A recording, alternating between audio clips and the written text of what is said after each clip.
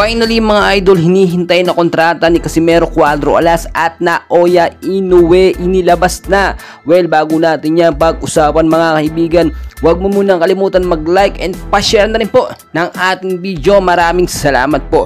Well mga kaibigan, alam naman natin na ito ang pinakahinihintay na laban ngayong 2024 ng mga Pilipino. Yung pagbawi, yung laban ni Casimero Angas ng Pinas kontra dito sa halimaw ng Japan. Well, bumababa na ang rankings sa mga Pilipino boxer ngayon dahil nga po sa sunod-sunod na pagkatalo natin, no, lastly lang, no, ay natalo tayo dito nga po kay Takuma Inoue kontra naman sa ating kababayan na si Jerwin Ancahas or alias Pretty Boy. Kung titignan po ninyo, may nangyayaring hindi maganda kapag lagi sa Japan nangyayari ang laban. Kaya nga po, ayon na rin sa ating mga pinagkakatiwalaang source, sa susunod nga po na yung magiging laban nga po ni Angas ng Pinas at Naoya Inoue ay hindi sa Japan mangyayari. Bagkos, ayon na rin kay Bob Aro, may gusto niyang mangyari ito or maganap sa Amerika. Yung sinasabi natin na kontrata, once na magpirmahan na,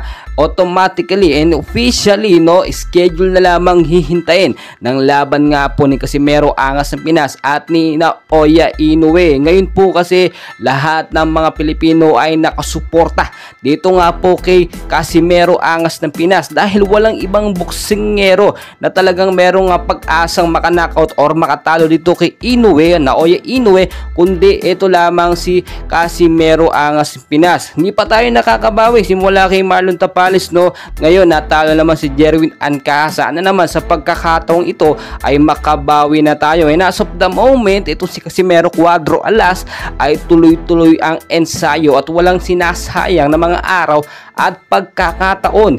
Indikasyon po yan na talagang matutuloy ang laban nila ngayong 2024. Nilinaw na po yan ni Angas ng Pinas at nag-post na siya sa kanyang social media na makakaharap niya nga itong halimaw ng Japan ngayong 2024. Kahit nga po ang bagong boxing promoter ni Casimero Angas ng Pinas ay suportado ang magiging laban nila sa Amerika. So kung titignan nyo, wala nang karapatan o wala nang dapat idahilan pa para tumanggi itong kampo ni Inoue sa alok nga po na kontrata sa ngayong 2024. Well mga kaibigan, tuloy-tuloy po suporta natin sa ating idol Angas ng Pinas. Siya lang ang pag-asa para makabawi tayo sa pagkakatalo ng mga Filipino boxer sa Japan boxer. And please huwag kalimutan mag-like and subscribe. Maraming salamat po.